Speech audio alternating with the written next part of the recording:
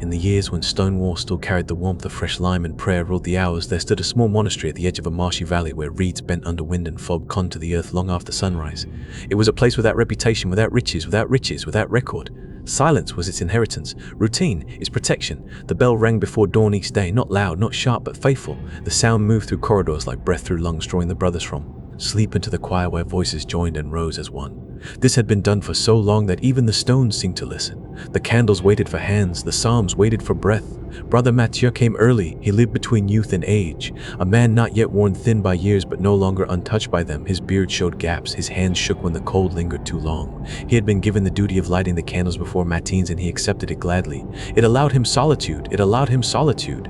It allowed him solitude gladly, it allowed him solitude, it allowed him solitude. It now allowed him to prepare a space before others filled it.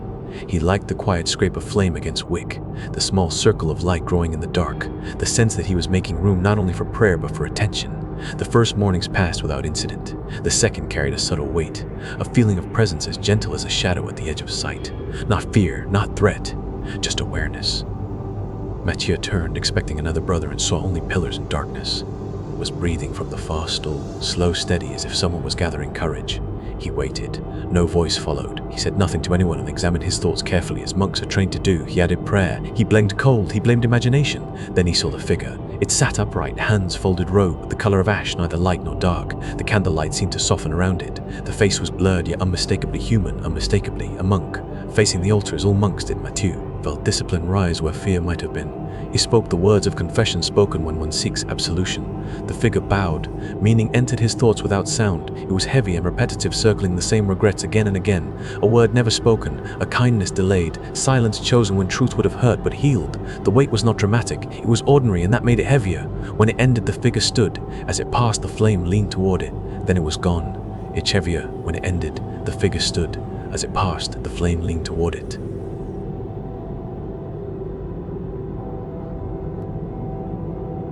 A rosary lay on the bench, darkened by soot, worn thin by years of touch. Mathieu left it. At matins, his voice held steady, but his eyes returned again and again to the empty stall. The day passed in work and prayer as all days did, yet something had shifted, as if a door had been opened quietly and not closed. The figure returned the next morning and the next, always before dawn, always silent, always confessing. The rosary appeared each time, moved slightly, sometimes coiled, confessing. The rosary appeared each time, moved slightly, sometimes stretched. No one else saw it. When Mathieu asked a younger brother, the boy smiled, unsure, and said nothing was there. After days of this, Mathieu told the prior. The prior listened without interruption. His eyes were pale, his voice dry and calm. When Mathieu finished, he nodded and said, "You will continue." That night, dreams came of corridors without doors, of voices speaking just beyond reach. Mathieu woke with the sense that something waited, not impatiently, but faithfully. On the 8th morning, the figure pressed a hand to its chest, urgency clear. The meaning was sharper. The confession could not end because it had never been heard by the one who could absolve it. Mathieu asked, "Who are you?" The face sharpened.